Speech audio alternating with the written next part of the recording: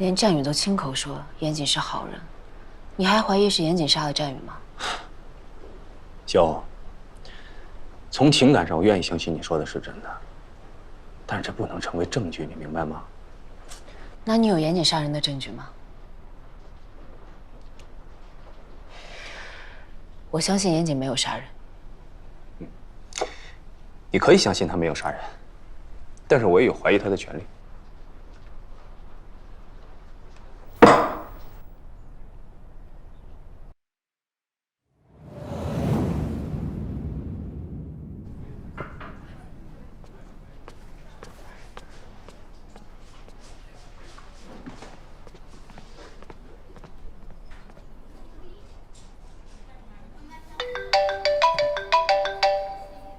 喂，小雨，你在哪儿？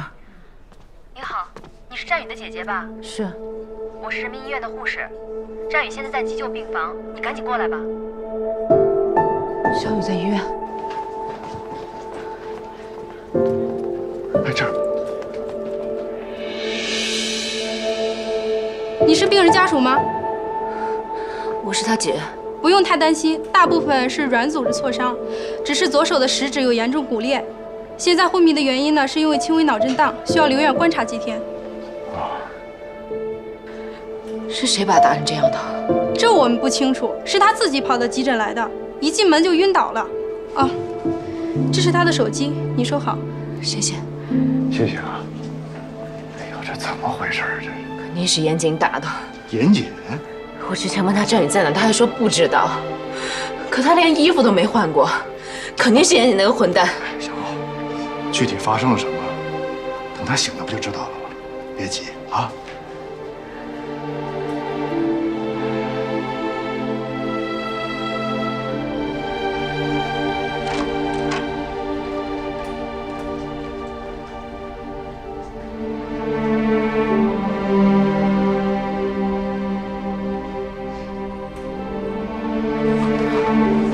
小雨，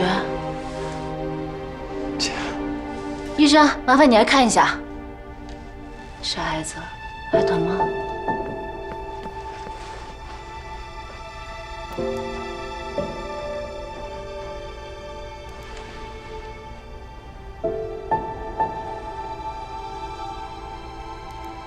目前看来没什么大问题，再观察一晚上，可以回家休息了。谢谢医生。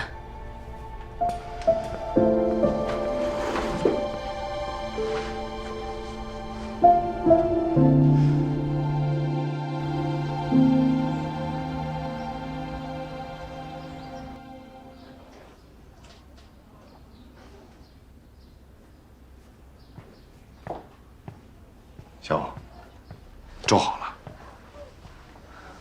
冯大哥，乐乐还一个人在家，你先回去吧。你这一个人行吗？没问题。谢谢冯大哥。别客气，好好养伤啊。有事给我打电话。下次记得。来，你手还有伤呢，我喂你。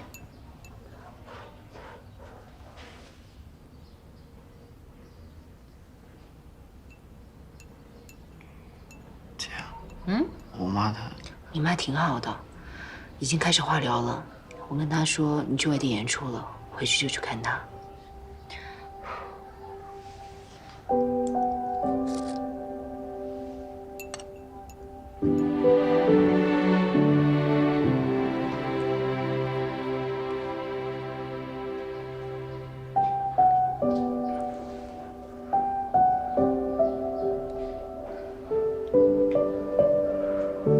小雨，你别担心，医生说了没伤到骨头，一定会恢复的。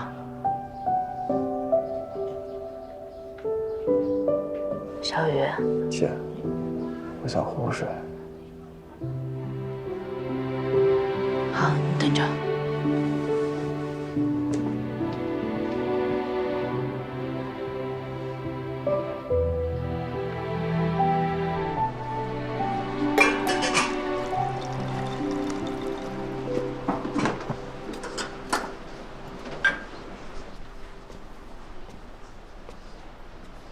小欧，你问过战宇到底怎么回事了吗？我想问他，但我总觉得他在回避什么，还是等他伤好了再说吧。如果战宇真是被严谨打伤的，我跟他没完。那你还是觉得这事儿跟严谨有关啊？那天他当着我的面就打了战宇，小雨从那天起就没有换过衣服，那还能是谁干的呀？小欧，以我对严谨的了解，我觉得他不是一个无事生非的人，他敢当着面打人，一定有他的理由。没准儿战宇在外面真的惹什么祸了。不可能，战宇天天不是在学校、医院，就是在我这儿，他能干出什么出格的事儿？小欧，你是把人真的想得太好了，知人知面不知心。你忘了小雨之前骗过你的钱，你也见过他打架的样子，你能说这不是战宇吗？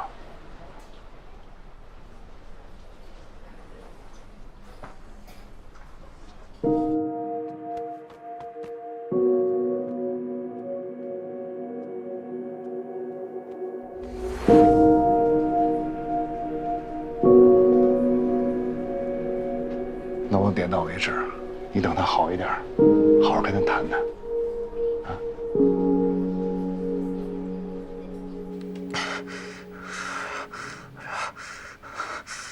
别烧，行行，不要烧，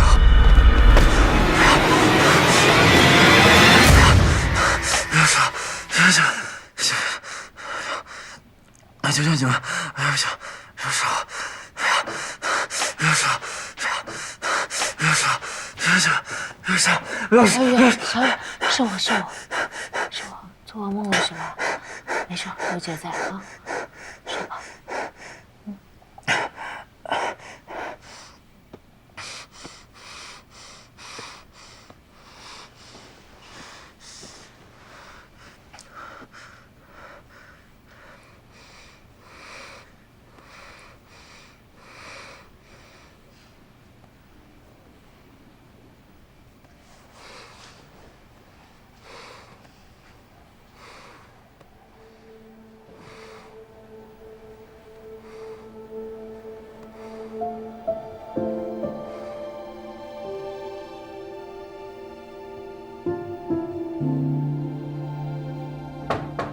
小欧，小欧，小欧，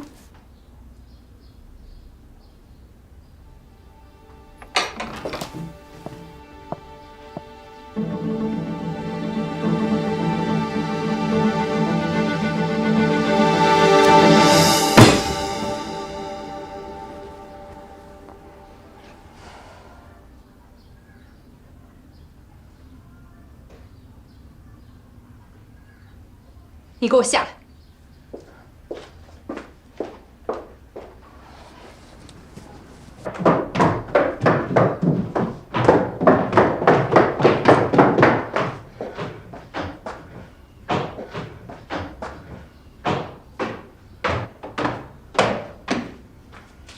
妈，你怎么来了？我不能来吗？我不来就发现不了。你这么随随便便跟野孩子瞎睡觉。妈，不是你想的那样。昨天晚上战宇他做噩梦，我哄他睡觉，不小心睡着了。我不听你解释，我就一句话，绝对不可以搞姐弟恋。一大早不想跟你吵架，你给我回来，赶紧把他给送走，以后少和这母子俩来往。我就纳闷了，你和你爸是怎么了？中了什么魔了？非得砸锅卖铁的帮他们？说够了吗？说够你可以走了，我知道自己在做什么。小欧，你别犯傻，你帮他们能捞什么好处啊？被这种人赖上了，你这辈子想甩都甩不掉。你别想着你爸还会帮你。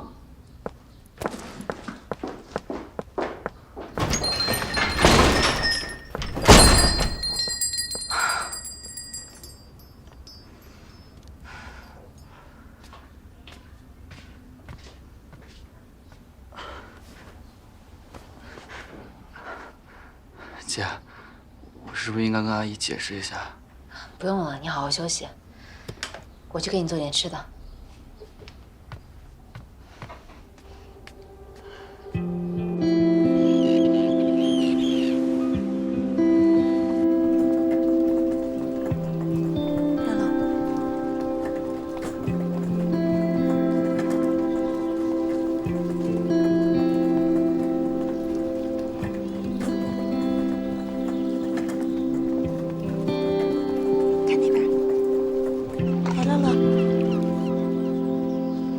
吃吗？八一做寿司最好吃了。乐乐，你发芽现在可棒了，对不对？嗯。别夸了，夸的我都不好意思了。给点阳光就惨了。战宇，谢谢姐。战宇，你姐对你这么好，你是不是得以身相许啊？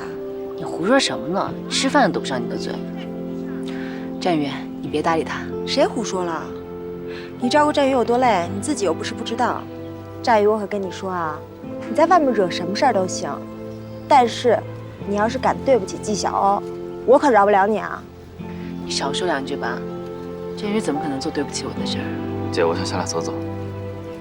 你腿还行吗？没事，我慢点。小雨老师，我扶你，慢点啊。乐乐真乖，慢点啊。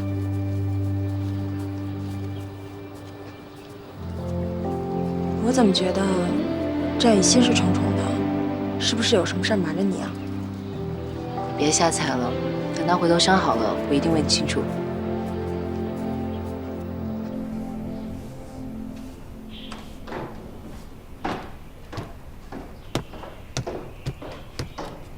你怎么下楼了？我好多了，也可以帮你干点活了。别，手怎么样了？好像没什么大碍。坐。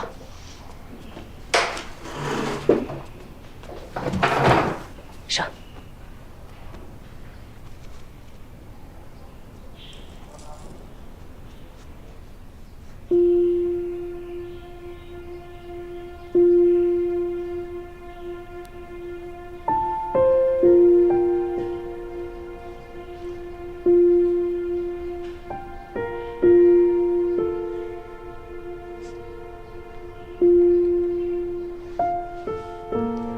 要不要拉一曲试试？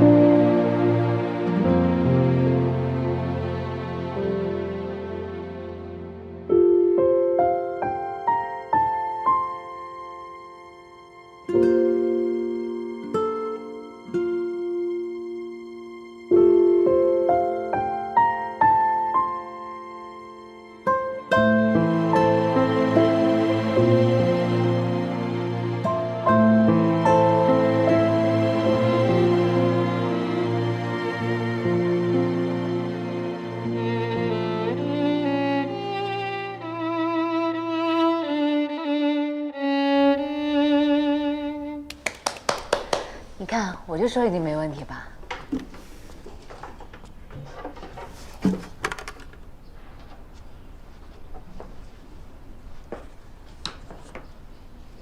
小雨，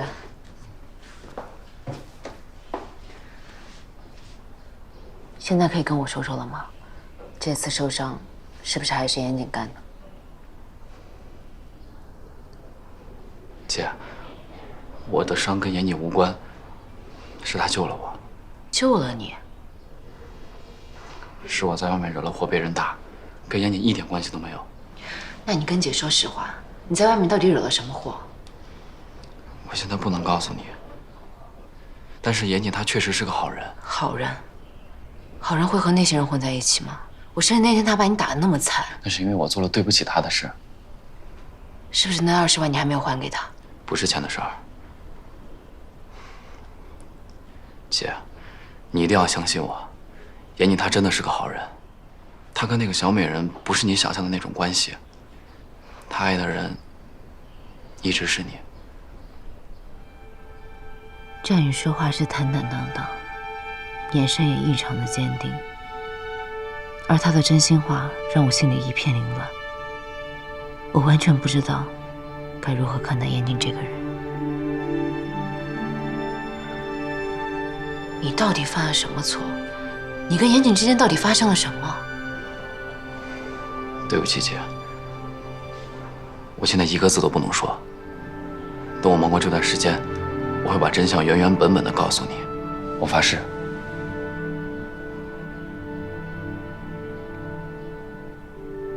那你骗过我吗？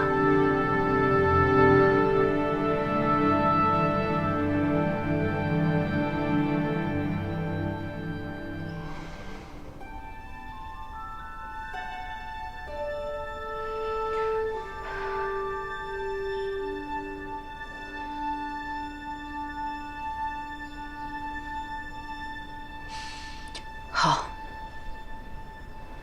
我尊重你，但我还是有句话要告诉你：人都有犯错的时候，重要的是要勇于改正。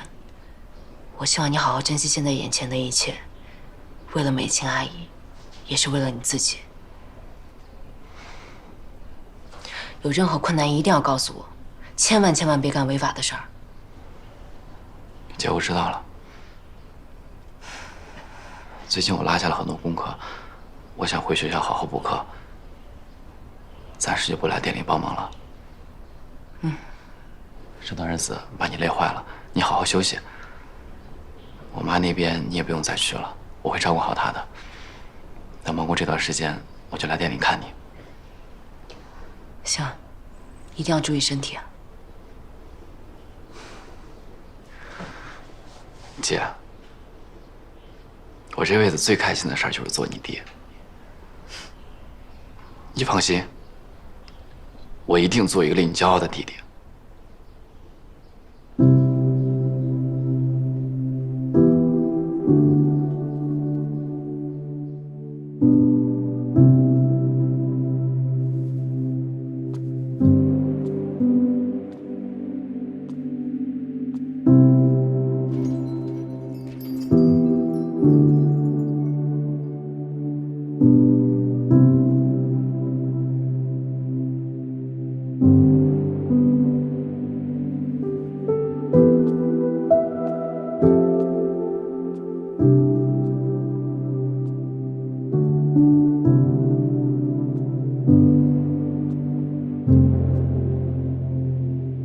那是我最后一次见战宇，他走的时候脸上还带着伤，但笑容依然很清澈。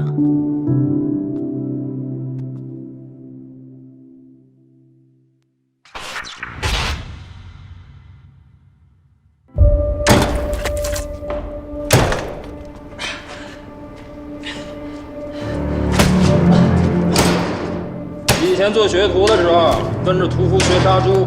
后来啊，还就套上这口。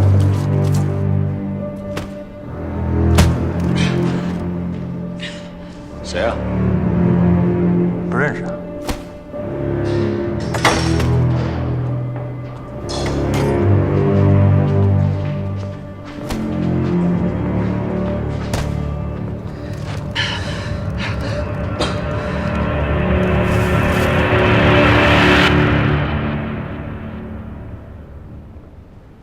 也能认识他吗？哎，他不是那个似水流年咖啡店的打工仔吗？除了似水流年，也是再没见过他。没有。他的确是咖啡馆的那个打工仔，但他也是六子的手下 KK， 酒吧街出了名的小毒贩。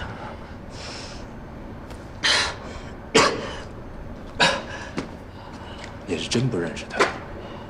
还是跟我这儿演戏呢？刘总什么意思啊？我的意思是，以严总在梨园的地位和势力，怎么能有不认识的人呢？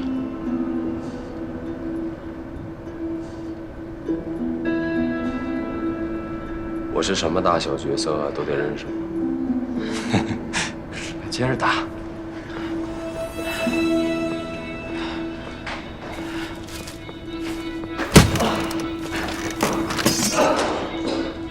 这个 KK 就是内鬼，就是他跟警方通风报信，差点把我们连锅端了。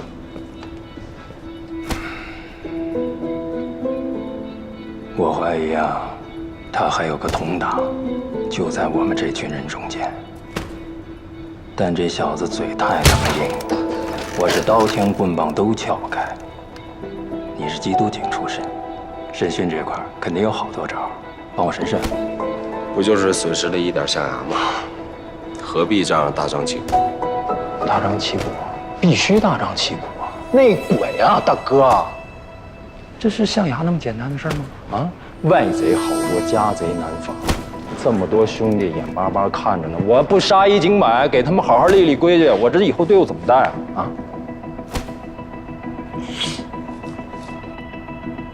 刘子，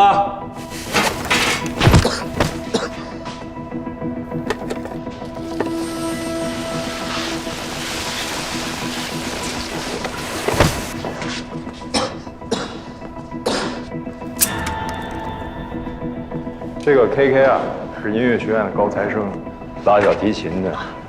瞧这双手，又细又长的，一看就是搞艺术的啊。哎，拉小提琴是用哪个手摁那个琴弦来着？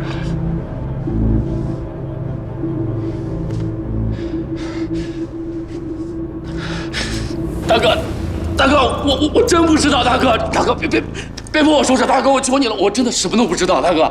KK 啊，我很负责任的跟你说，你要是再不告诉我你的同党是谁，你就得赶上去打鼓了。刘总，您肯定误会了，我真的没有，我真的不是内鬼，我没有通过。啊！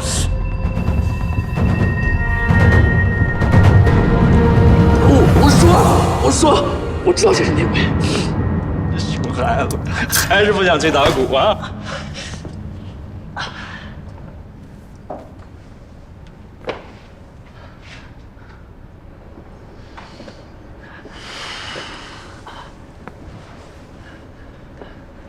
说，谁呀？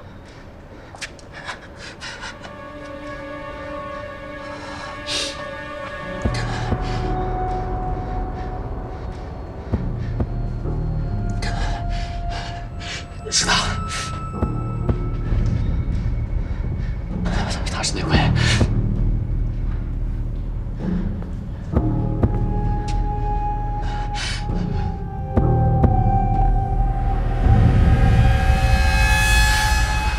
刘子是内鬼。你指谁呢？你疯了吧你啊！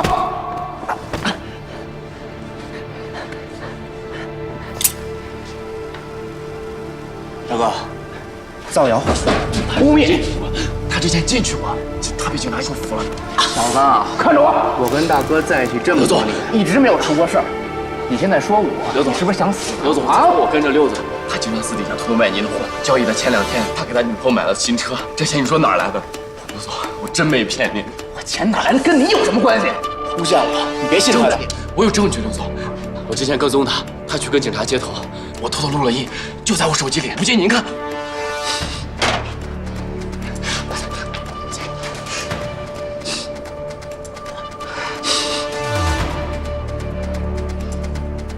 污蔑我，纯属是诬陷。咱们简单扼要的说一下，时间定了，伟哥亲自部署了运货路线，他让我负责交货，地点呢就在祥云县小。这不是我跟警方说的话，我不可能跟警察说这样的话，大哥，别信他的。水产公司交钱，我回去立刻部署抓捕任务。不是，你得相信我，大哥，你别信他的行吗？哪儿那么录音？这是伪造的，知道吗？有本事拿出证据来啊！哎，站员，你迟到了。他去六子那儿去了，已经提前给我报备过了。今晚刘伟亲自部署了运货路线，六子和我负责交货。录音呢？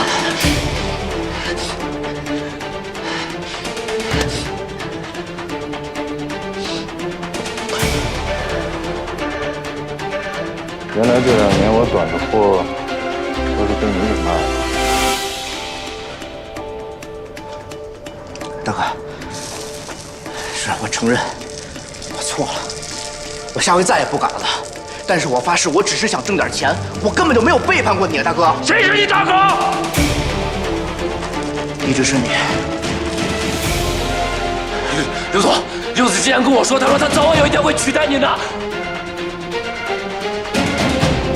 别老子他妈今天弄死你！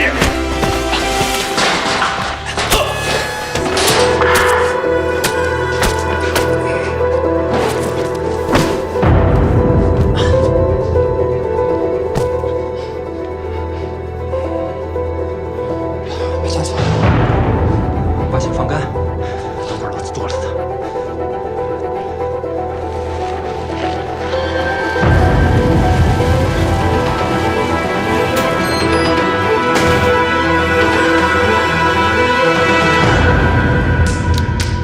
这把打脸，抓内鬼抓我自己头上来了。来，云总，看笑话了啊！走走走。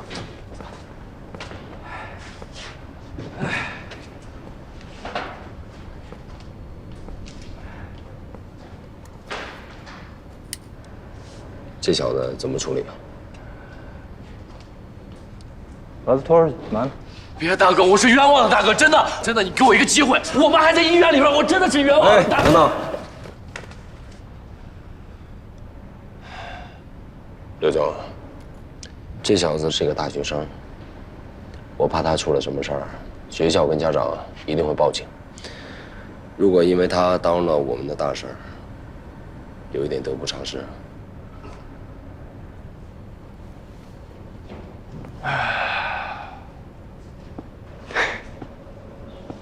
我说过什么来着？啊？你这对 K 还真就把他那溜给灭了啊！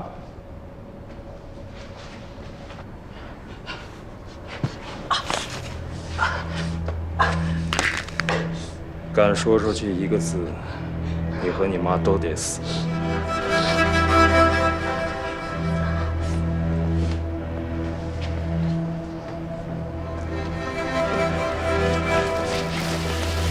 你收拾一下。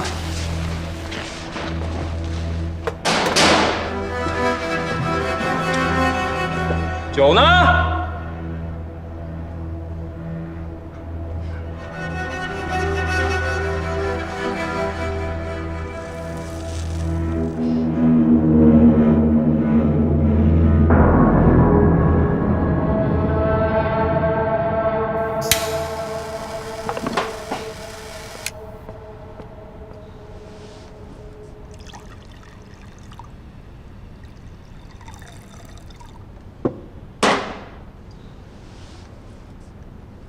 哎，严总，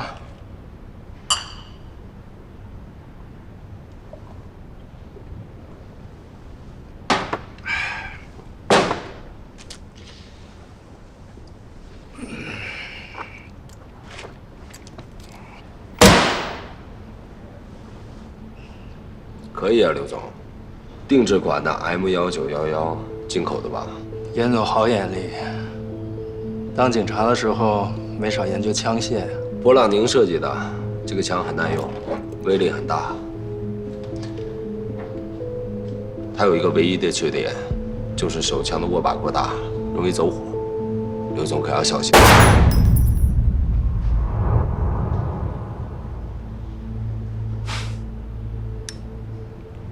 还真被你说中了。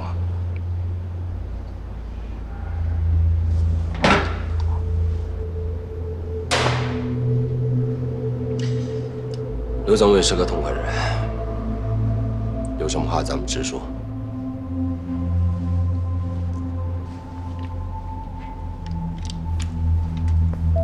给你看点东西。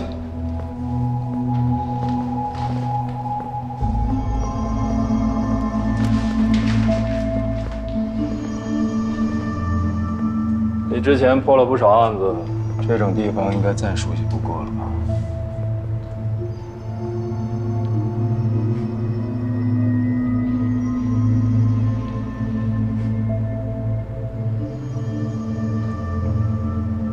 刘总，今天终于把这层窗户纸给捅破了。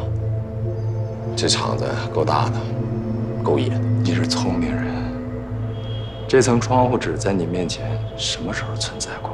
你费尽心思接近我们，不就是为了弄清楚这点事儿吗？可惜你们的行动失败了，你的大哥没死成，真的挺遗憾的。我要是你啊，早都没心情演戏了。你说，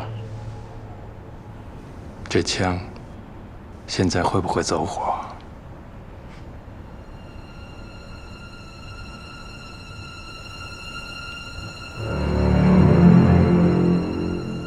我算看明白了，什么 KK 是内鬼，这是扯淡。你今天叫我过来，就是打算把我给弄死。刘伟，我一直把你当成好兄弟，而你永远把我当成你的敌人。你弄死我可以，但你有没有想过后果？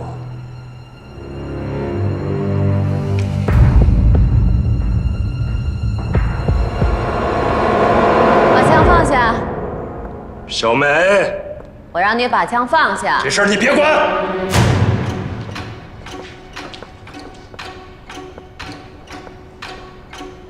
你们都出去。怎么，现在都没人听我说话了吗？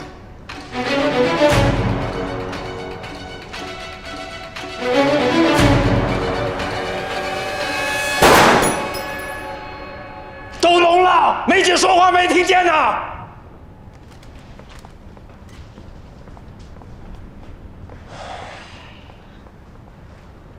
内鬼已经揪出来了，这出戏码可以收场。现在还不能确定他不是内鬼。这次交易失败，我们已经损失了很多。如果还不能及时把货送到吴峰手里的话，他一定不会放过我们。这一点，你应该比我更清楚。现在，能帮我们把货顺利送出梨园的，只有严姐了。你杀了他，是要自绝后路？你信了他，那才是自绝后路。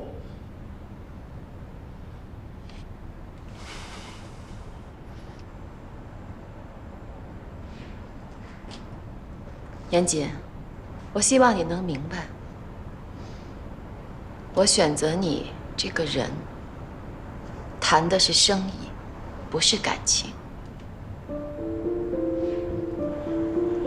所以这次，如果你骗了我，那我们也只好同归于尽了。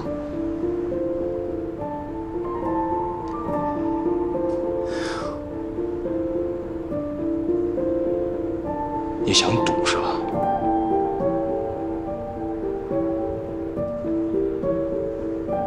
你不想跟我一起？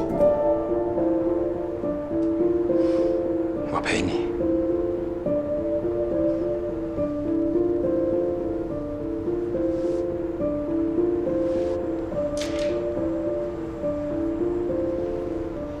这个是咱们最新研制出来的一批货，刚好还没有人验过。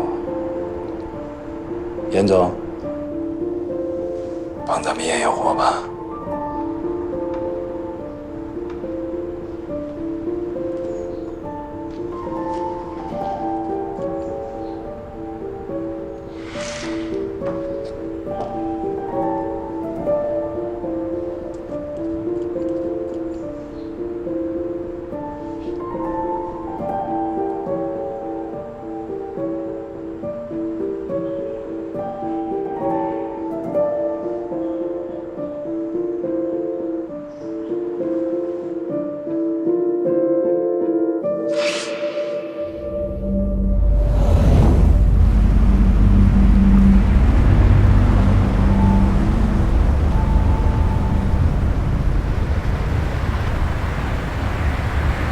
哟，醒了，小婉又喝多了吧？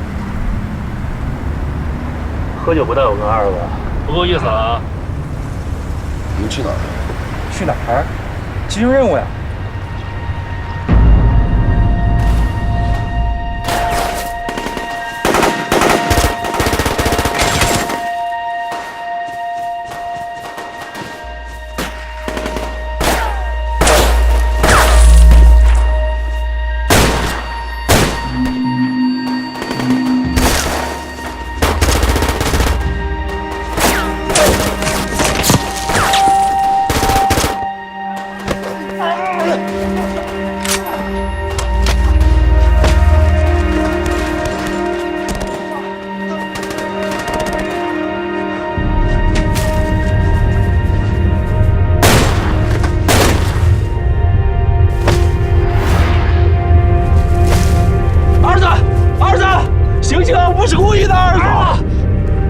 拿朝自己兄弟开枪！儿子，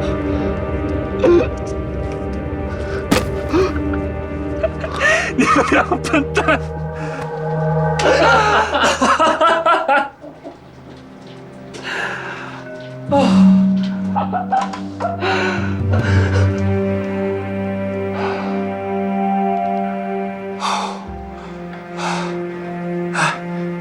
给我来个烟呗。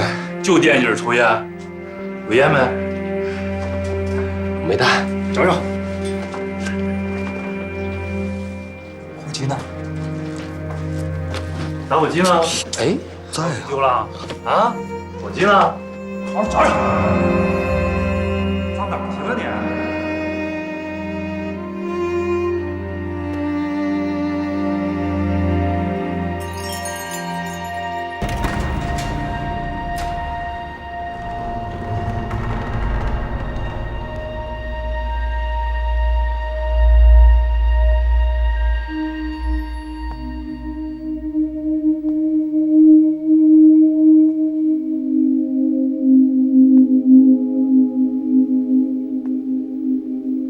来，打针，谁打？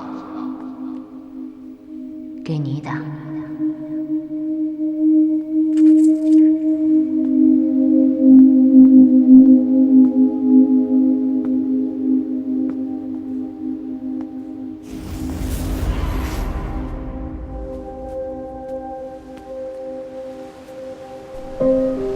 严谨，严谨是谁？严谨，严谨，如果你骗了我，那我这枪现在会不会走？能帮我吗？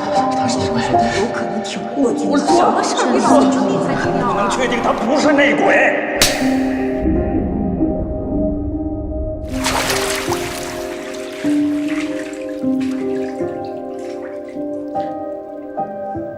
那天起，我开始跟毒品打交道。刘伟每天变着法的让我吸毒，他是想用毒品彻底控制我。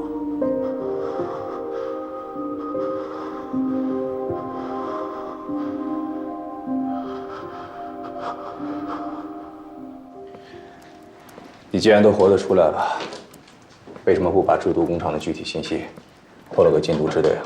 哎呀，我压根儿就不知道我什么时候离开的制毒工厂，我也不知道刘伟每天给我吸食的毒品里还加着什么其他的东西。我第二天醒过来的时候，产生了意识混乱，头一天发生的什么事儿我记不清了。你跟我开什么玩笑呢，严杰？你的意志力那是受过专业训练的。我怎么又跟你开玩笑了？我刚才跟你说的那些，是被关进来以后慢慢拼凑的。直到现在，我都不敢保证我全部记得。那你亲眼看到了六子的尸体被埋在制毒工厂的里边吗？没有看到。要是让我猜啊，应该是的。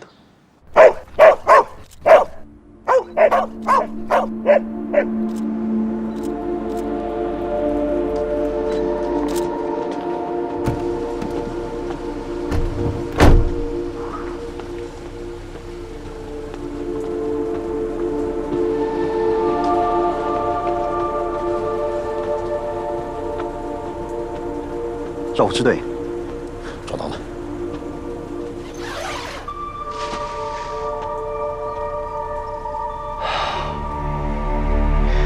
立刻送去化验，3天之内把结果给我。是。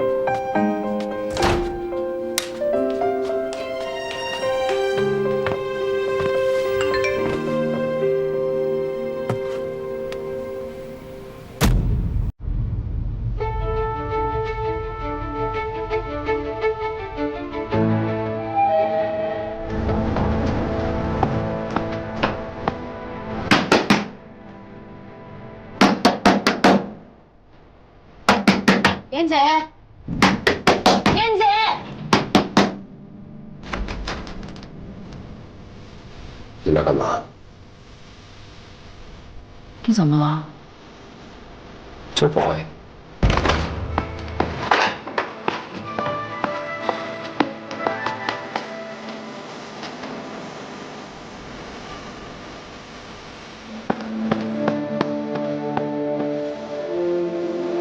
这是什么？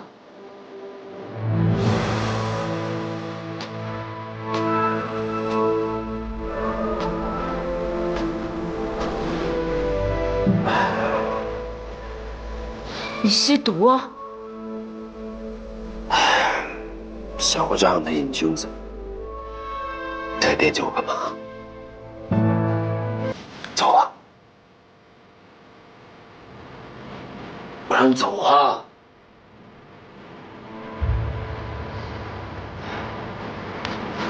喂，好。喂，纪晓，是不是疯了？是不是让这些东西值多少钱？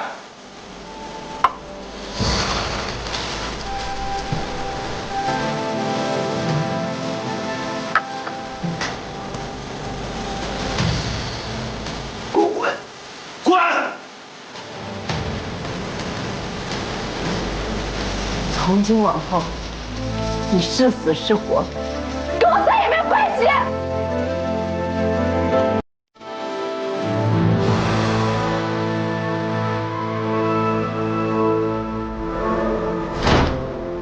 自从战宇对我说了那些话后，我就莫名其妙对严谨重燃了一丝希望，也幻想着他就是我曾经爱着的那个严谨。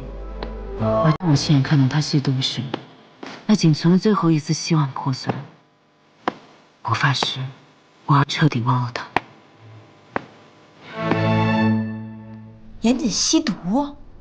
你没搞错吧？他之前可是缉毒警啊。我也希望我看到一切不是真的。那他跟小美人那帮人在一起，不会也是在搞毒品吧？这事儿不能乱讲。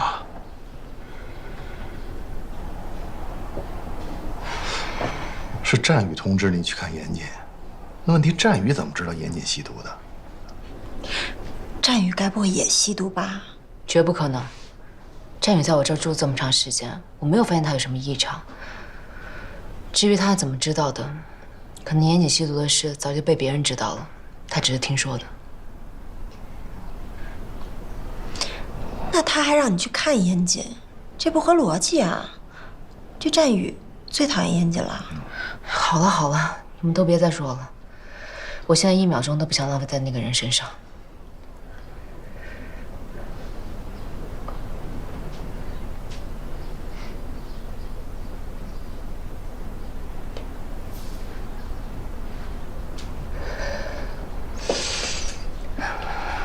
咱们说点开心的事吧。马上要过年了，你们打算怎么过？当然是跟你一起过啦。我早就想好了，咱们可以在店里搞一个跨年 party。哎，这主意不错啊，大家可以热闹热闹。再说了，这员工辛苦1年了，正好可以放松放松。对 ，party 你也爱拿手，你来设计，我来布置。没问题。哎，需要我做什么你告诉我，采购啊什么的。到时候你就把乐乐带来就行了。乐乐肯定高兴死了。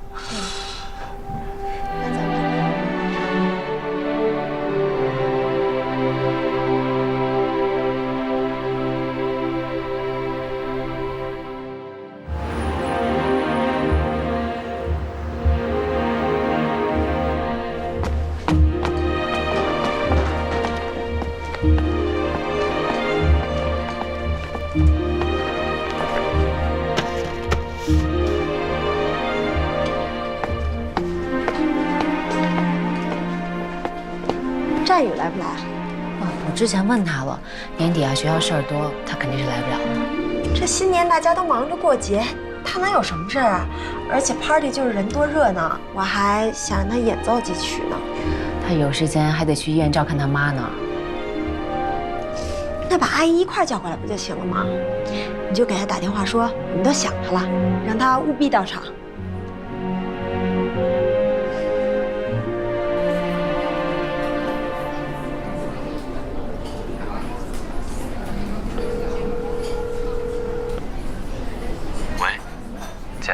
喂，小雨，学校的事儿忙完了吗？差不多了。那你还是带着阿姨一起来店里跨年吧。我们好久都没见了，大家都想你了。我也挺想你们的，姐。可是今晚我已经有安排了。哦，那你们忙完晚点过来，咱们一起跨年。我这边结束已经很晚了，我就不去了。你们好好玩。好，那你先忙你的。放假了，有时间一定来店里。一定的，姐。那我先挂了。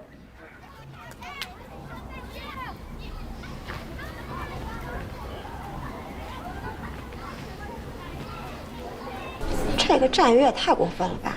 你帮他把伤养好了，他就不来了，真把你当小妈了。回头他来店里，我得说说他。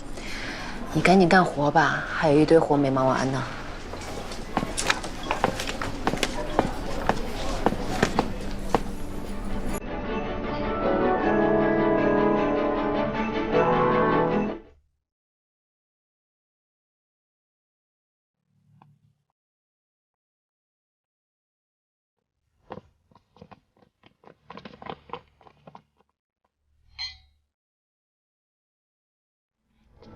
没有，子子，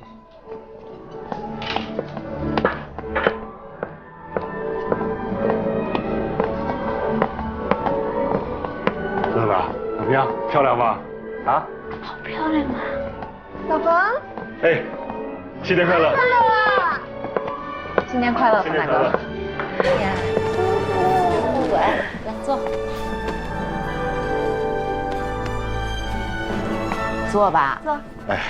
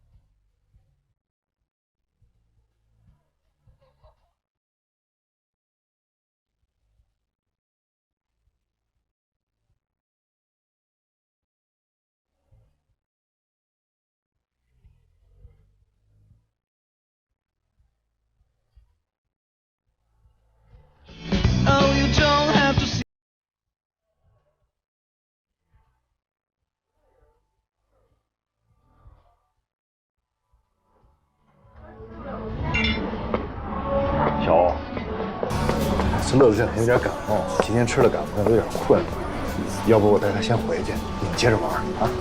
还是一起跨年吧，要不先让乐乐上楼睡会儿。我怕他这一熬夜啊，病得更厉害。就是，这里这么闹腾，他怎么休息啊？而且我刚摸他脑袋，还有点热呢。是啊，我就怕这个。那行，带乐乐先回去吧。行。哎，那晚上要烧起来，你一个人行吗？没问题。走，乐乐。阿姨，今晚你去我家玩好不好？你还没去过我家呢。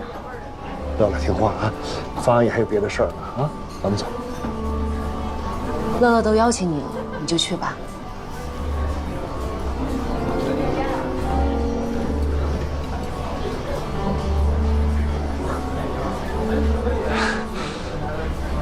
那行，那我们就一块儿回去了。没有汗了吧？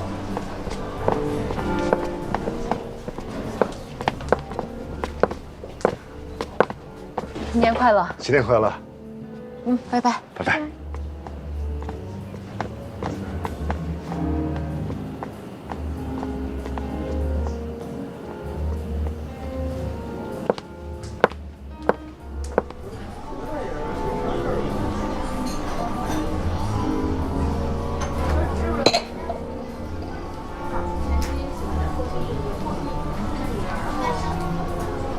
萌萌，我爱你，嫁给我好吗？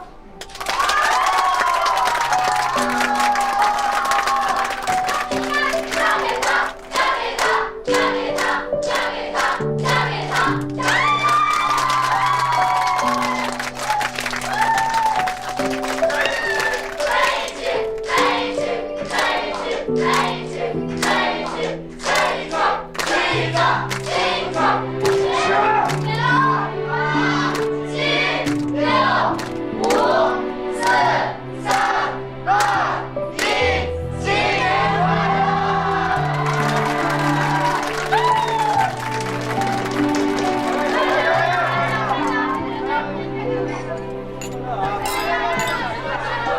2018年过去了，这1年里，围绕在我心上的人，到头来没有一个在我身边。孤独结结实实地包围着我。其实每个人的一生，都有一些说不出的秘密，挽不回的遗憾，触不到的梦想，忘不了的爱情。这大概才是真实的人生吧。想到新的1年已经到来，我还是满怀憧憬。我告诉自己，一定要做回那个潇洒不羁的纪晓。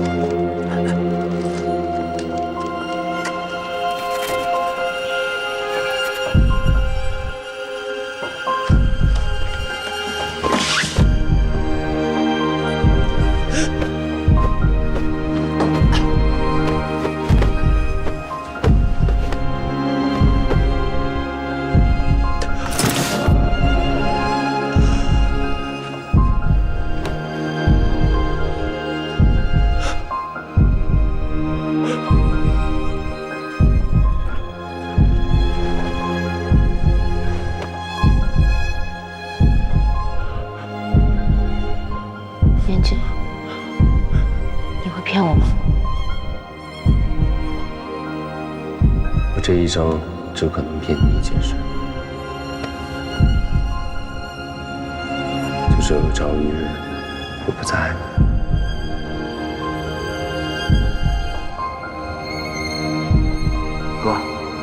哥，你醒醒！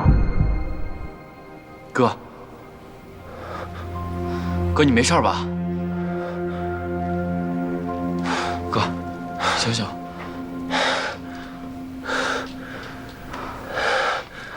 你来干什么？给我滚！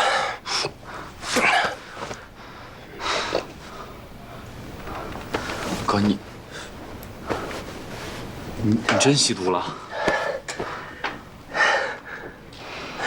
是来看我笑话的吗？你还想害我害得不够惨吗？之前是我一时心急，我做错了事儿，我求求你再给我一次机会，我一定配合你。你还能怎么配合我？刘伟已经不信任你了，你知道吗？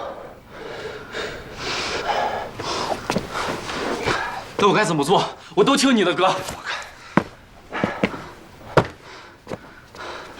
我求求你了，你再给我一次机会吧，哥。我一定好好配合你，你帮帮我，哥。我求求你，你帮帮我，哥。进来的，怎么给我滚？哥，我求求你了，你帮帮我吧。滚！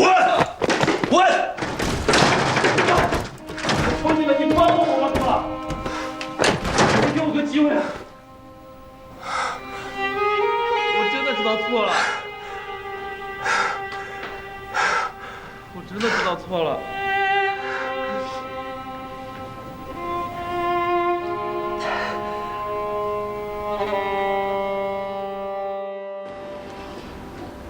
这条路绝对安全，可以顺利把货带出丽园。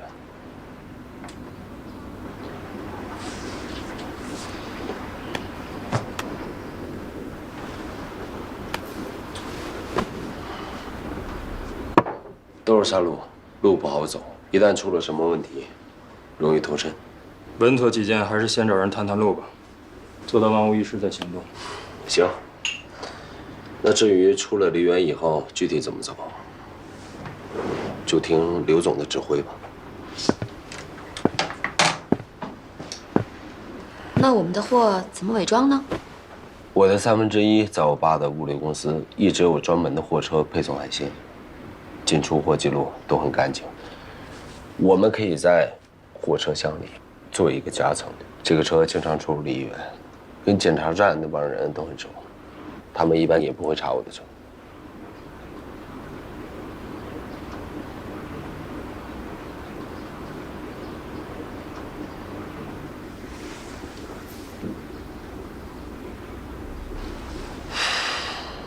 货在我的车上，出了什么事儿也有我顶着。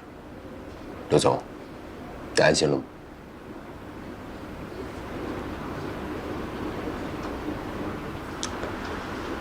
那就这么定吧。好。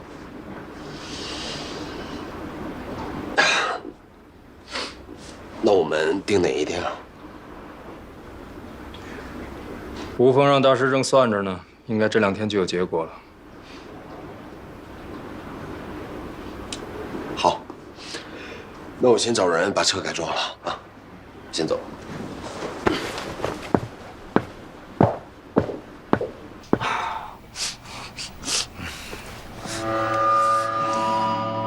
突然袭来，我感觉有成千上万只蚂蚁在撕咬我的身体，尸骨的疼痛，牙齿裂开，骨头断掉。5脏6腑被撕扯，我从未有过那样的绝望。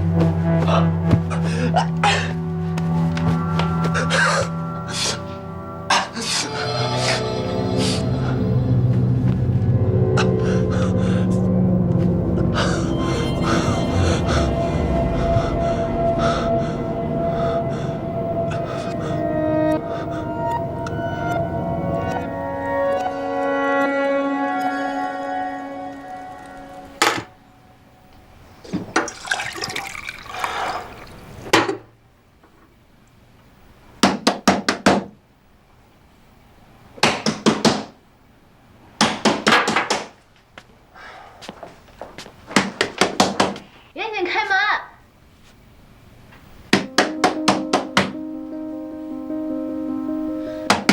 严谨，严谨，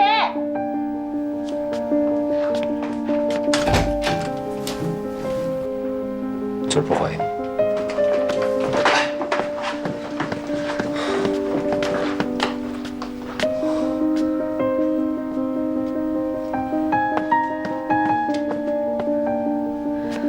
这是什么？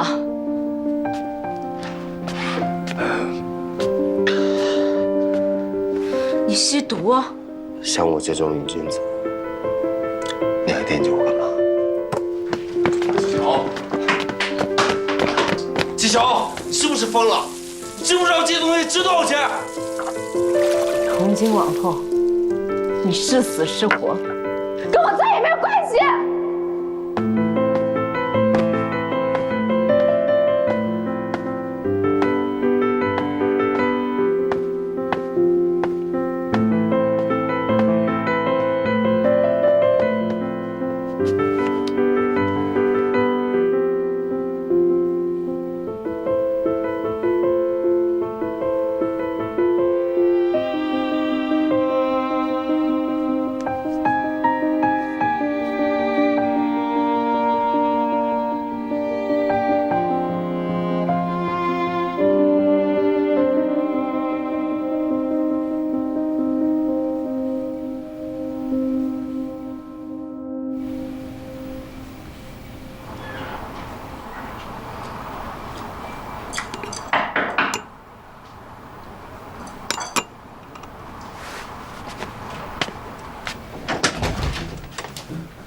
老冯，啊，进来吧，不用换鞋了。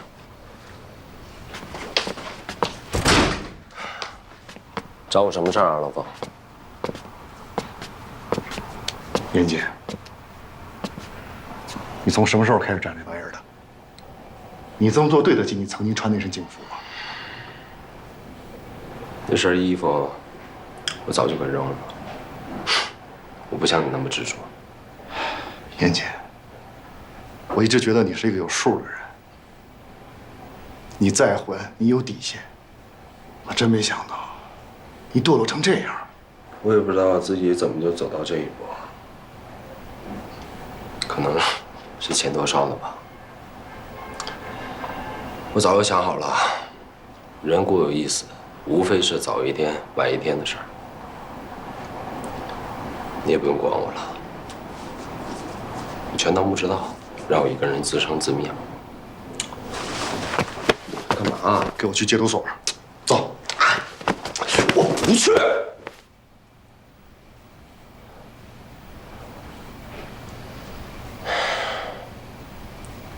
对不起，老冯，但我的事儿真的不用你管。我还有事儿要忙，请回吧。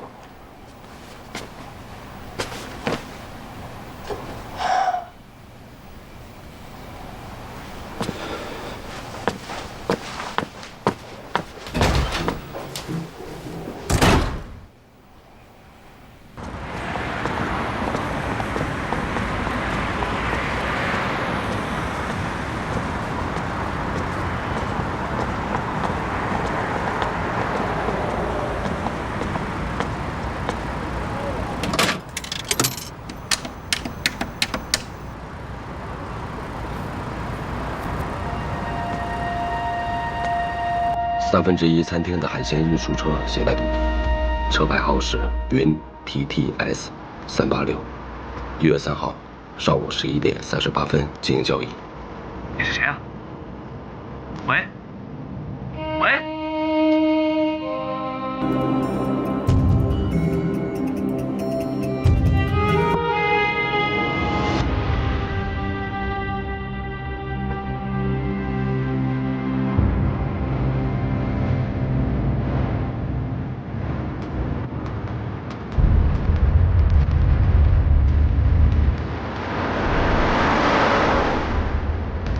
下一站在鲁西县出口处。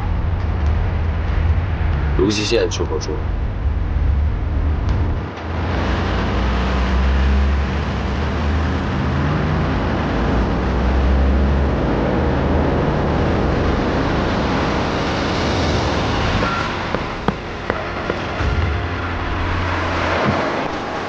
走。狡猾的刘伟不断变换着路线。我也不知道最终去向哪里，我始终能看到后面有车辆尾随，他们不断更换，但我知道那是警方的车，是我回归的希望。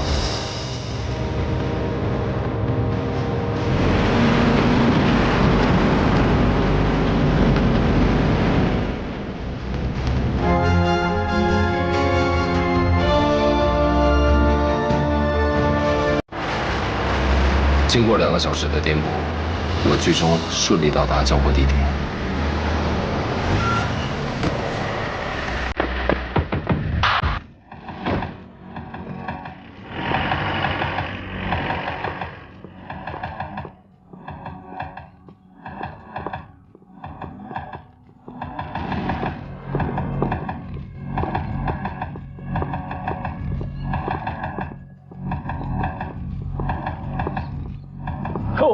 裴总，欢迎欢迎。吴总久等了。来，里边请，里边请。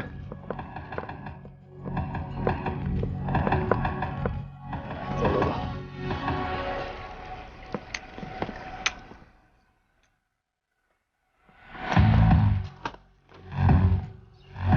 我用没用脱光了给你搜啊？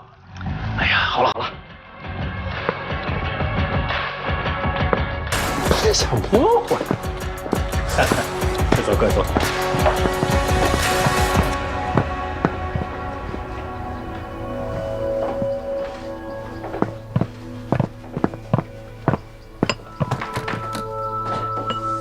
神光跃青龙，财气喜重重，求谋百事全，横财也兴隆。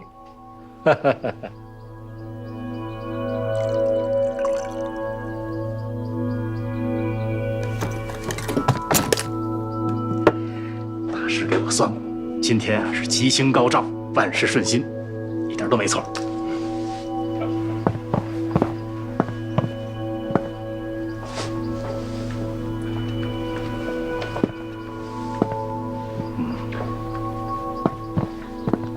跟吴老板合作就是痛快。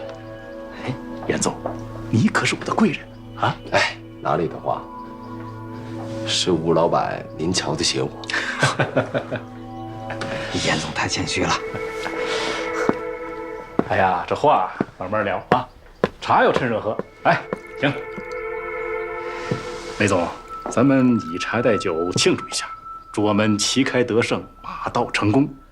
这次交易结束后，我还有其他人要介绍给你。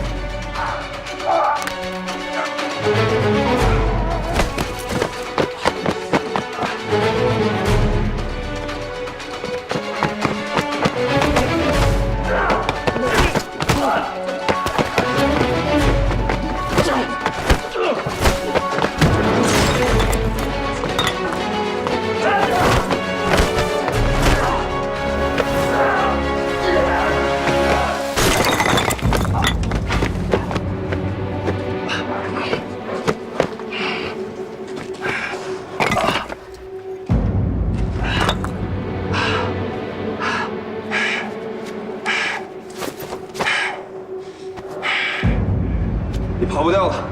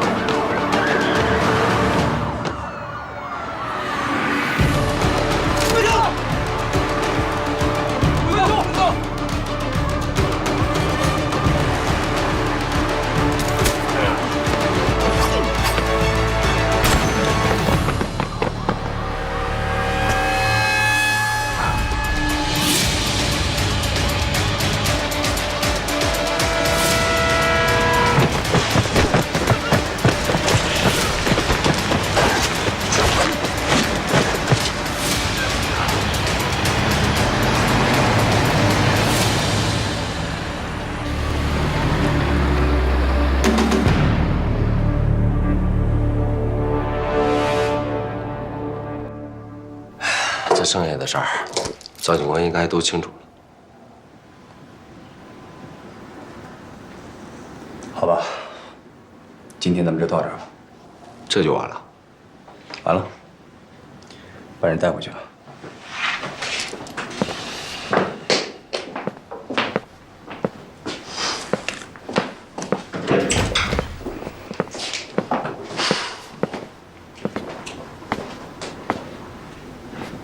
纪晓知道翟宇已经死了吗？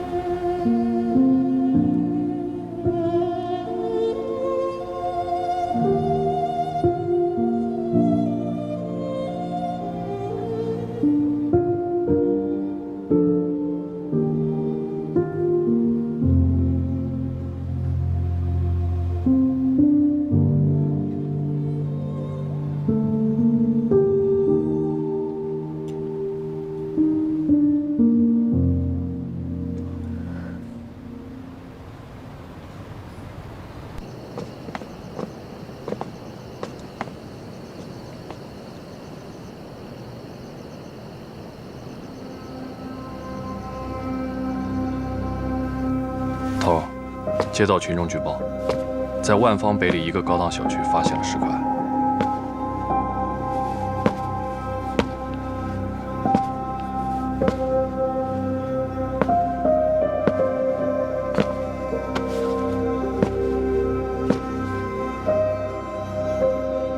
死者的 DNA 和战宇的吻合度达到了90%多。据说他生前是一位非常有前途的小提琴手。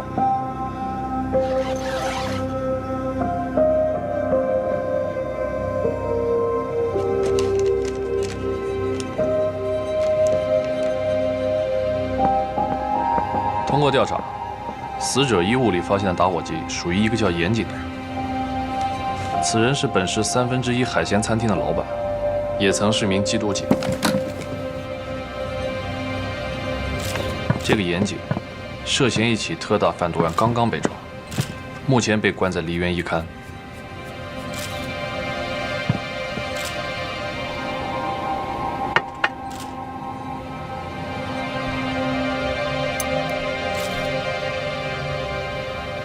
在你眼里，詹宇是个什么样的人啊？可怜之人必有可恨之处。我跟纪晓都被他楚楚可怜的身世和那张天生会说谎的脸给蒙骗了。在你心里，严谨是个什么样的人？我不知道应该怎么评价他。我从始至终都没有真正的认识过严谨。没有翟宇，就不可能出现现在这个局面。你觉得严谨会杀詹宇吗？你凭什么认为战宇是被情杀的？他喜欢你，不是吗？你是不是特别恨他？我当然恨他。那天晚上我确实试过，我每一拳都是在发泄，我真恨不得。那他们两个谁会对你有所隐瞒呢？在我没有弄清楚全部事实真相之前，我没有答案。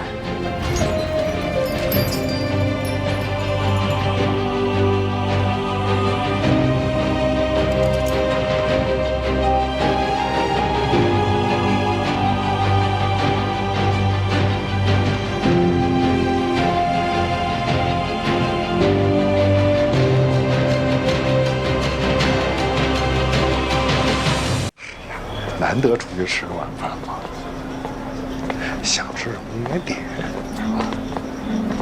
哟，这不是赵警官吗？今天怎么有闲心走上这条街了？天辉，好久不见啊！好久不见。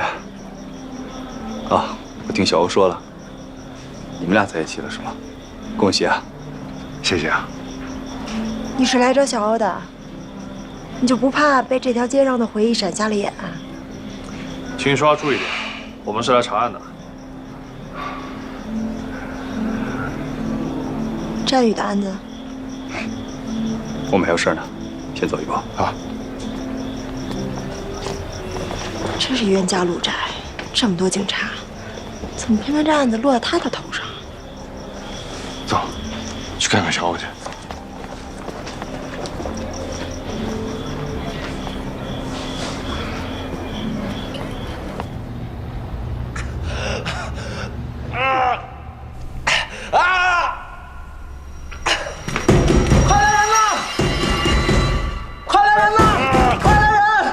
0335毒瘾犯了，快来人！快来人呐！啊！坚持一下，医生马上就来了。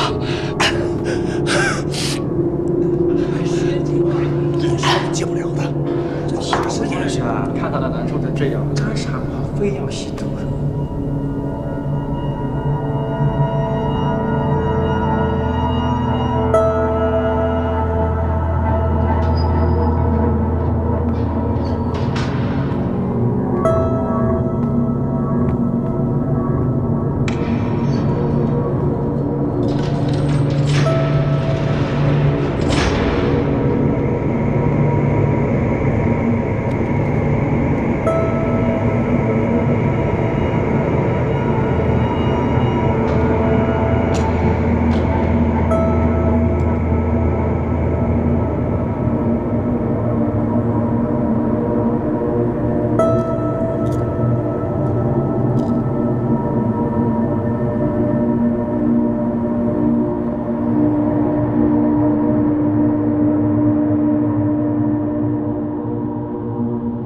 上次发作是3年前，周期是越来越长了。只要能挺过这个阶段，毒瘾肯定能戒掉。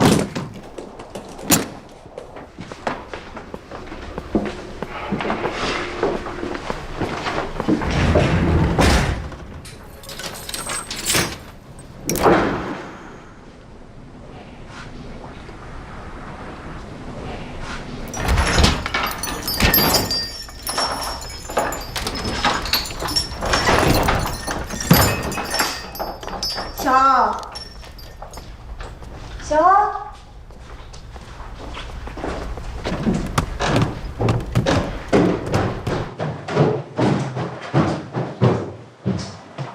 小欧，小欧，这么早就睡啦？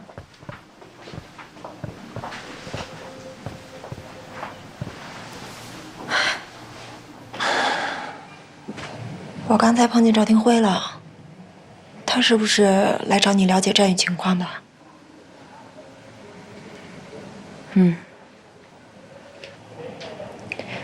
战宇的事儿，你就别太伤心了。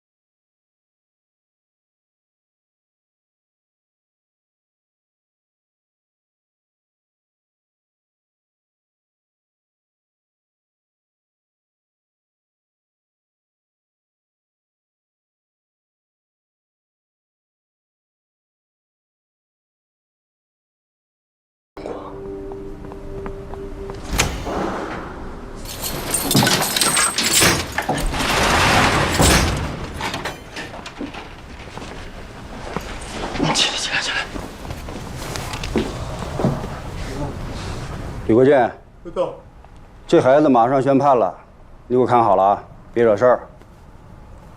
是，王姑娘放心。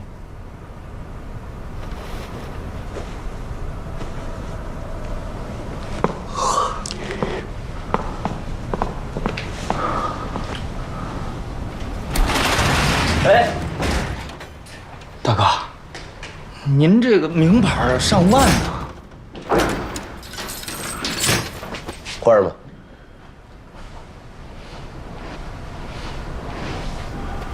过来，今天晚上你睡这儿吧。大哥，我在这儿睡呢。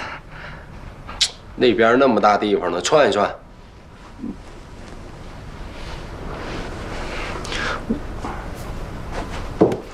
就往那边转转转。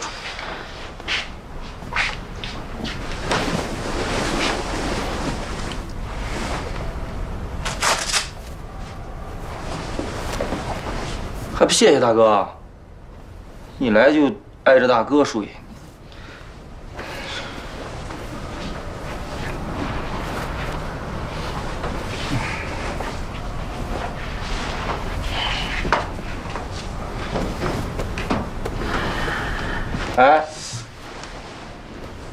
哎，不是你这孩子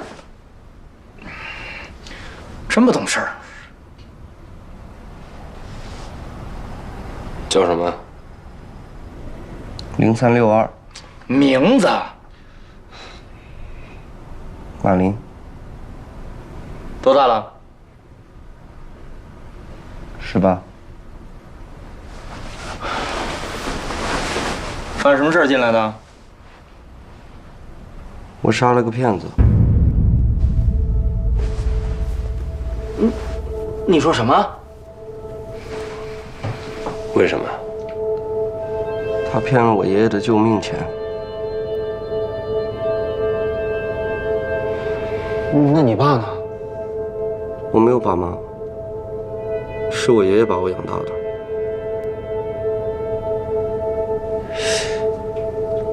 那你也不至于杀人吧？那他凭什么害我们？凭什么呀？你先别激动，到底是怎么回事啊？去年我爷爷得了肝炎病倒了，他为了省钱，死活不肯去医院，每天晚上都疼得死去活来的。上个月医生说，我爷爷要是再不去治疗，这个病就要变成癌了。我妈得了癌症，急需要做手术，我需要钱，我真的很需要钱。那你这孩子还是太冲动了，有什么事儿不能好好说？他欺负我们不懂，用假保单骗了我爷爷所有的钱。其实我没想真砍，我就想拿刀吓唬吓唬他。但是他说话太难听了，我眼睛一黑我就……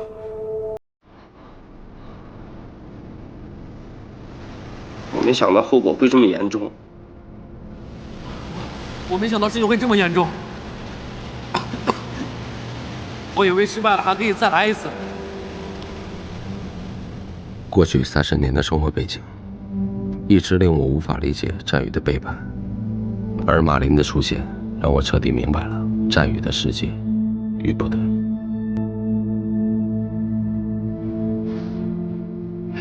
都别看了，睡吧，睡觉。不说了，不说了，睡觉，睡觉，睡觉，睡觉。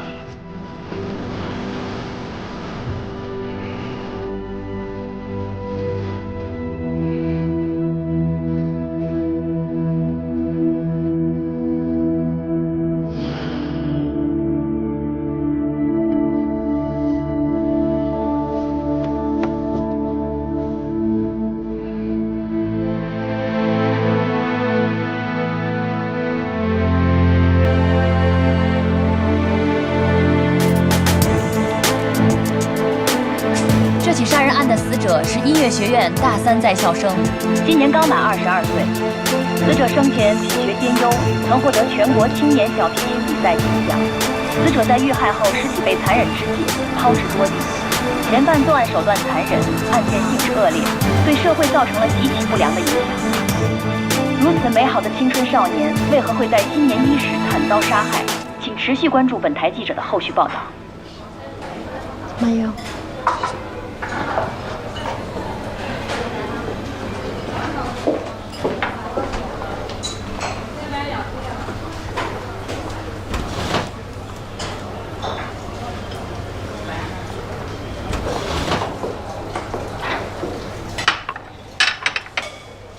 吃点甜的，心情能好一点。我是不是可以申请去看守所见一见严谨？你要干嘛？你想问是不是他杀了振宇？他能告诉你吗？他现在可是贩毒大案的主谋，连家人都见不上一面，更别说你了。你可是答应了我的，这事就放下了，以后严谨2个字都不能再提了。他已经是你的过去式了，凡事都要往前看，没准哪天就像我一样，转角遇见真爱了。杀人分尸，真的假的？你没看微博呀？有网友拍到抛尸现场了，好，你还拍到尸块了，也不知道是不是一个人，巨恐怖！妈呀，太吓人了！两位美女，我们那边的桌子已经收拾好了，要不然我们那边坐。好的。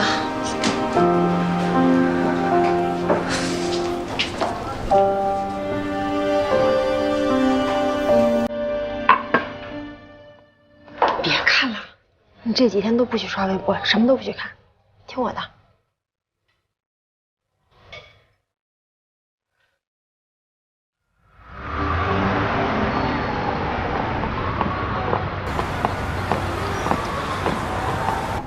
这梨园市这么多年了，没发生过如此恶劣的事儿。哼，现在可好，上微博了，全国人民都知道，乌七八糟的什么都有。咱们的官网被挤爆了，就我这手机也被打爆了，一刻没消停。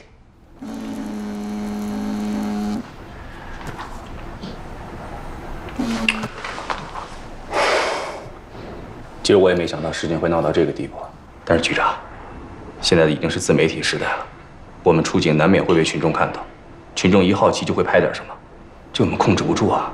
控制不住也得控制。我再强调一遍啊，关于本案没有拿到确凿证据之前，一个字都不许透露出去。明白。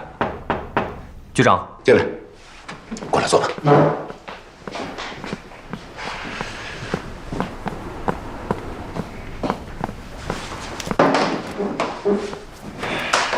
先汇报一下审讯的情况。严谨始终坚称他是程副支队长安插在小美人贩毒集团中的卧底。他的卧底故事听上去逻辑通顺，情节惊心动魄，一点也不亚于一部精彩的缉毒大片。这个严谨啊，当年在武警做特种兵，是个优秀的狙击手。干机动警那几年，参加过多起大案的侦破工作。依照他的能力，杜撰一部精彩的缉毒大片，有可能。对。所以为了印证严谨口供的真实性，我和赵副支队长针对关键信息进行了核实。虽然调查结果与严谨所说的吻合，但还是没有足够的证据证明严谨就是警方的卧底。最终还是需要程副支队长醒过来才能证实。但我个人觉得，严谨是卧底的可能性很大，因为在收网前，我的确在程副支队办公室收到过一个电话，是那个人给我们透露了交易的关键信息，才顺利围剿了小美人贩毒集团。这说明那个人一定是潜伏在小美人集团内部的。我现在回想起那个人的声音，跟严谨非常相似。我怎么有种感觉啊？不管这个严谨是不是卧底，这事跟1231分尸案没什么直接关系啊。是的，局长说的没错。现在诸多的证据都指向了严谨。我们在对他进行103贩毒案的审讯过程中，也发现了他的杀人动机：情杀或者仇杀。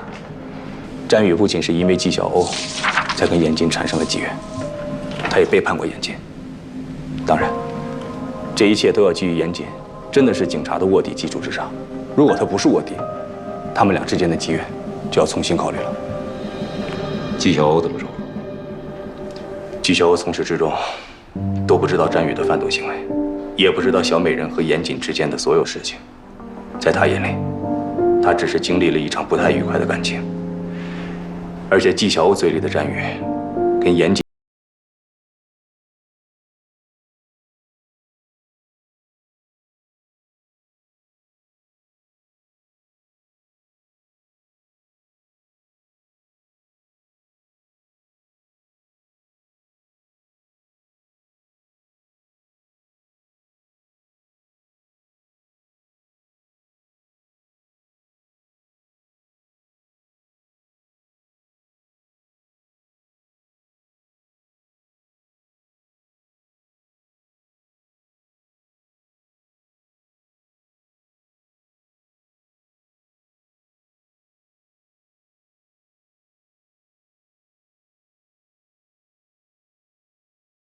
这一切还要等 DNA 检测结果出来才能最终确定。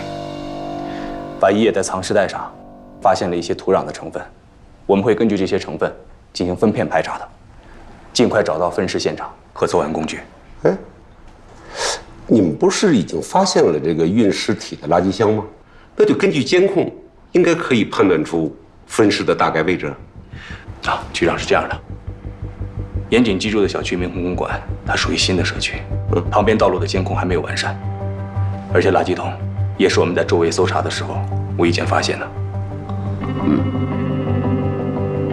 还有啊，杜树强这条重要线索还要继续调查。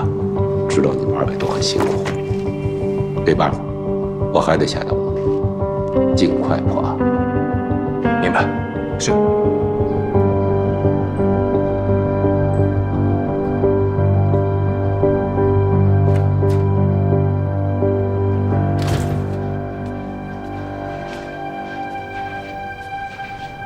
爸，我妈呢？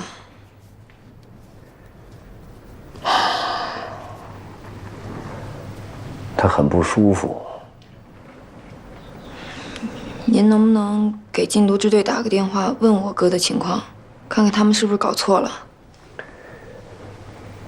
我觉得没必要。你哥哥太让我失望了，他怎么能干这种事儿呢？我情愿没这个儿子。我哥不可能贩毒。可是他吸毒。反正我哥肯定是被冤枉的。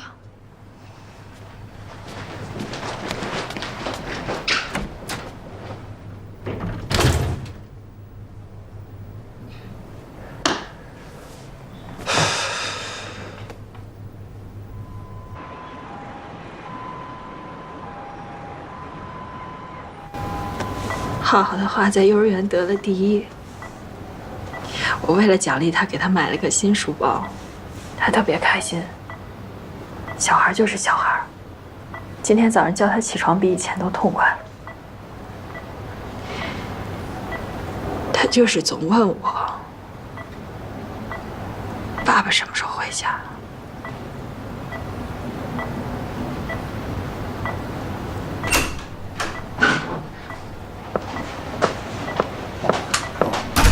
来了，以后别拿这些东西了，他用不上。那你就拿回去吧。新的检查结果出来了吧？医生怎么说？一切都在往好的方向发展，但是他什么时候能醒过来，谁都不敢下定论。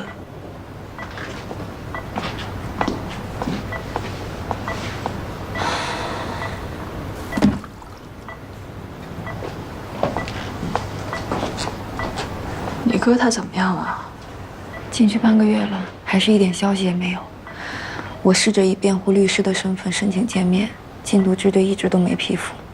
严谨是怎么跟贩毒团伙扯上关系的？你觉得我哥会贩毒吗？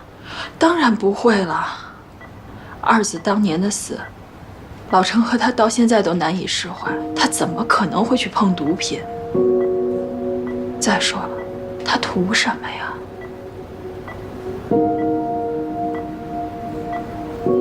这一年，严谨真的挺奇怪的。他是什么人啊？他是把我们家沙发当成他第二张床的人。可是去年这一整年，我基本上没怎么见过他。老程还特意叮嘱我说，没事别联系他，你说他们俩是不是有毛病？老程跟我哥之前闹过矛盾吗？这话我早就问过老程，他说没有，就是严谨太忙了，叫我别添乱。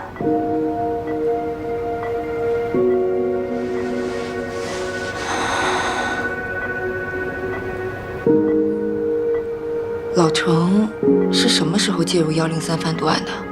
这个我真的不清楚。他工作上的事儿不怎么跟我说，就是从去年下半年开始，他就不怎么着家了，家里跟没有他这个人似的。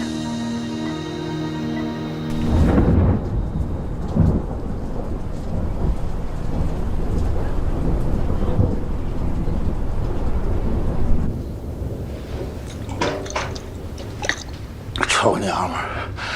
你马上还给我！你马上还给我！我老占你绝后了！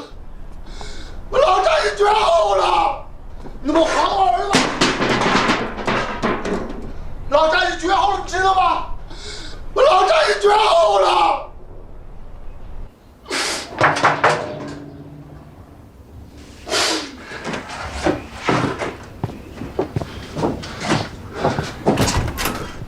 你们俩是谁啊？叔叔，我们是战宇的朋友，是来看阿姨的。进来吧，我给你带来点水果。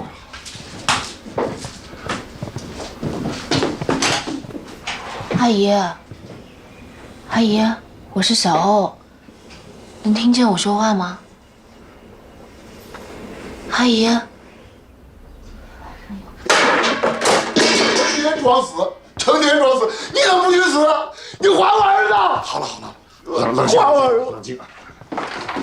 好了，冷静。阿姨，阿姨，你吃饭了吗？我给你做点儿。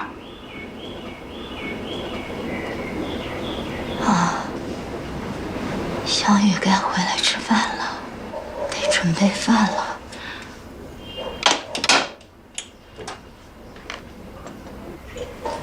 他怎么还不回家呢？我想起来了，他今天晚上有排练。你醒醒吧！他死了，他回不来了。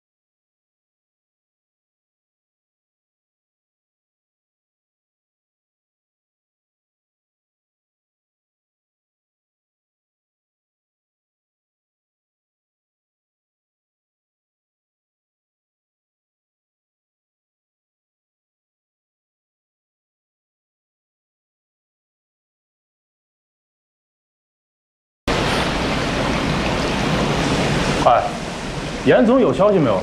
啊，经理托人打听过啊，一点消息也没有。看来严总这回真的悬了。哎，你说他好好的，干嘛做毒品生意呢？这钱赚多少算多呀？这1/3啊，用不了多久就要关门了。哎，聊什么呢？这么热闹，不知道现在上班时间啊？啊，该干嘛干嘛去。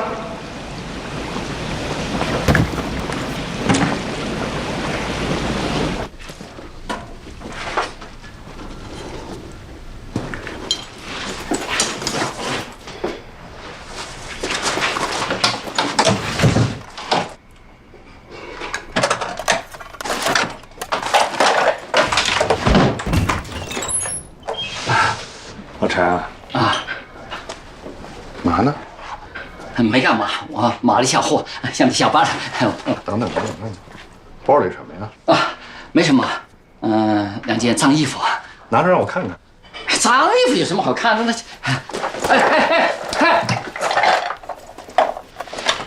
这是脏衣服，这是脏衣服，啊，真够脏的。我说这段时间库房东西怎么老对不上账呢？老陈，这不是第一次偷了吧？冯经理呀，你看，咱们半个月都没有生意了。再说了，严经理不在嘛，我拿点回去，尝尝味道。严总不在，店在，1/3在。只要你来打这份工，是不是应该老老实做人做事啊？不是第一次偷了吧？收拾东西走人，这些东西顶这个月薪水了。喂，冯伟清，你以为你是谁啊？你开我啊？你以为你跟我们老板关系有点好？一个开出租的，到我们这儿搞了一个什么采购经理，你不得了了你，是吧？是。严小姐，您也在啊？偷了店里东西还这么振振有词。严小姐，这误会啊，误会。误会，人证物证都在，谁误会你啊？严小姐，我错了，再给我一次机会吧，我来赔偿。于经理，立刻把这人给我辞掉。没问题。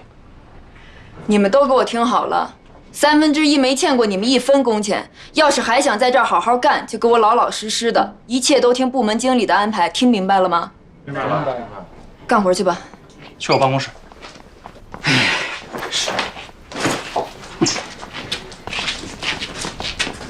严姐，给您介绍一下，这是新来的采购部经理冯卫星，是严总以前在缉毒队的同事。啊，杨小姐，我早就听说严经有一个双胞胎的妹妹，今天一见，这兄妹俩真是同一个脾气。我哥出了事儿，别人躲都还来不及，冯经理还这么认真的帮他打理餐厅，谢谢你。哎，别叫冯经理，叫老冯就行。严局对我不薄，这是我应该做的。老冯。哎，对了，你哥有什么消息吗？暂时还没有，我就是过来餐厅看看，有您这么尽职尽责的人在这儿，我就放心了。您先忙。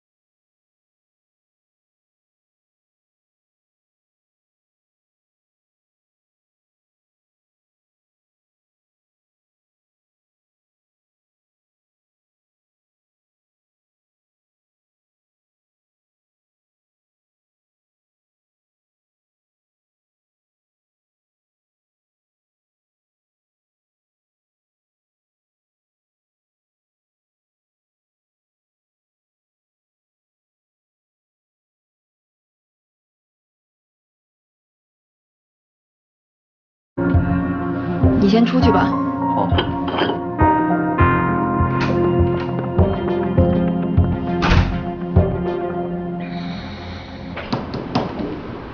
死者战宇，机械性窒息死亡。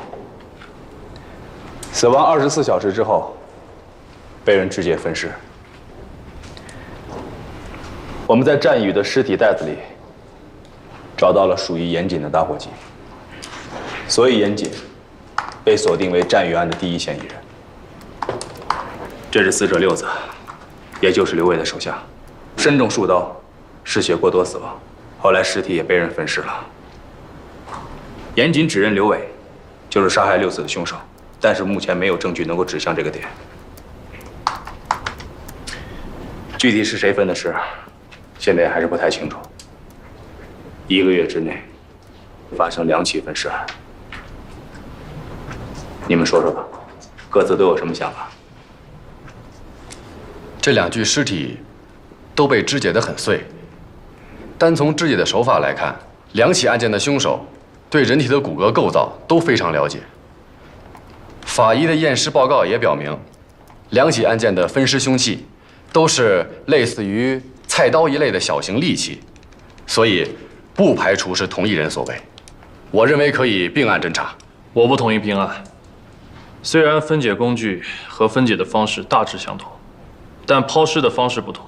战宇是被四散抛尸的，而六子的尸体则被全部埋在了一起。我认为这不符合同一个人犯案的特征。这2个案子有相同点，但是有许多不同的地方。根据目前我们手上掌握的证据，严谨还是作为战宇案的第一嫌疑人着重调查。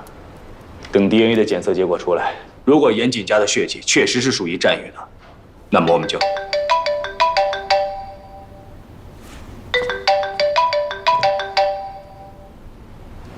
喂，周斌，是程国志队长醒了吗？不是，是严谨要求见你，说是有重要的事儿跟你说。老程，我哥到底怎么回事啊？他之前信誓旦旦地跟我说要追求纪晓鸥，怎么会跟那个女毒贩搅和在一起啊？难道真是为了毒品？可我哥就是死也不可能主动吸毒的，除非是被要挟。但这个世上有几个人能要挟得了严谨啊？他可一向都是软硬不吃的。你说话呀，老程！你跟我哥是不是有什么事儿瞒着我？你想想啊，老程！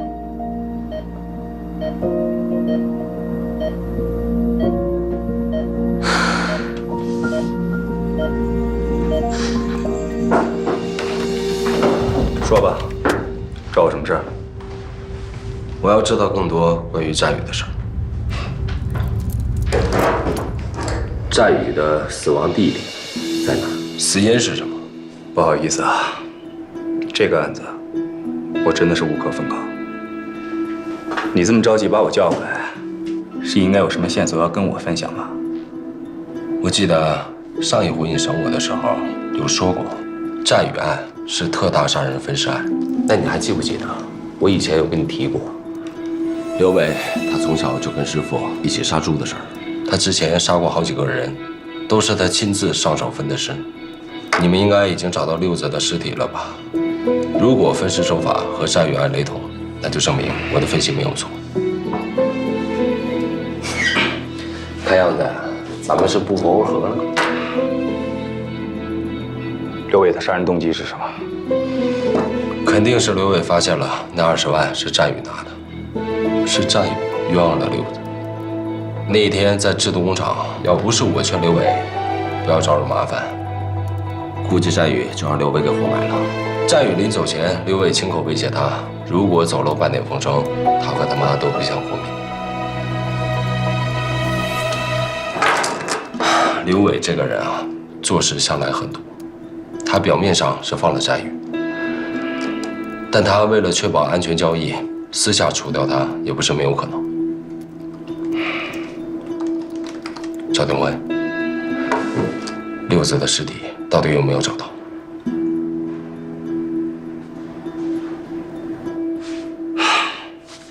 走，谢谢你提供的信息。有什么需要了解的，我会再来找你的。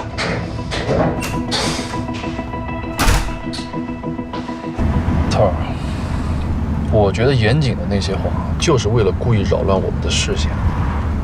他已经知道我们在调查他了，所以他这些天在里面肯定没少琢磨，目的就是为了拿刘伟来做挡箭牌。有这种可能性。严谨毕竟做过武警特战队员，反侦查能力还是挺强的。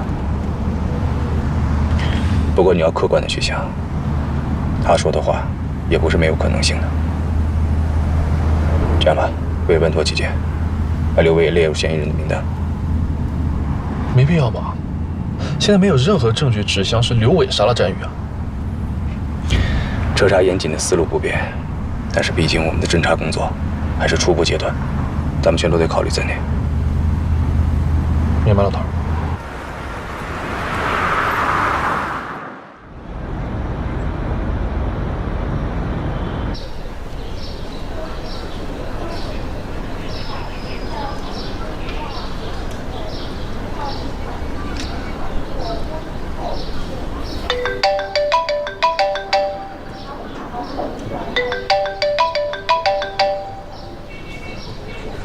喂，你天天跑得没人影，我养了知道跟我叫两声的。你连电话都不给我打，你现在在哪儿？在店里。我跟你说啊，你爸科里啊新来了个博士生，叫小陈，今年31岁，那长得是啊一表人才。你晚点抽空跟人家见一面。妈，你不要操心我的事了，我谁都不想见。你那点小心思，别以为我不知道啊。那个大毒枭已经被抓起来了，你赶紧给我把他忘干净了。还有那个战宇，就更别惦记了。姐弟恋，你考虑都别考虑。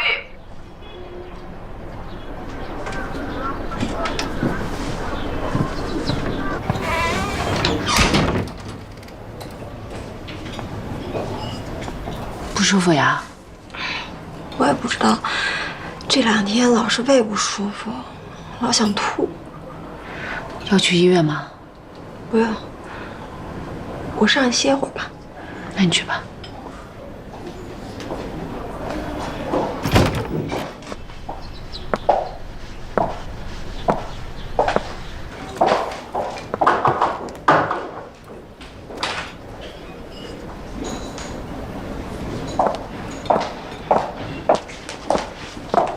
你好，你好，纪晓鸥小姐是吗？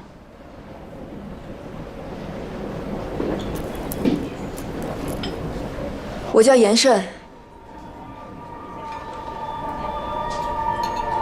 我是严谨的妹妹。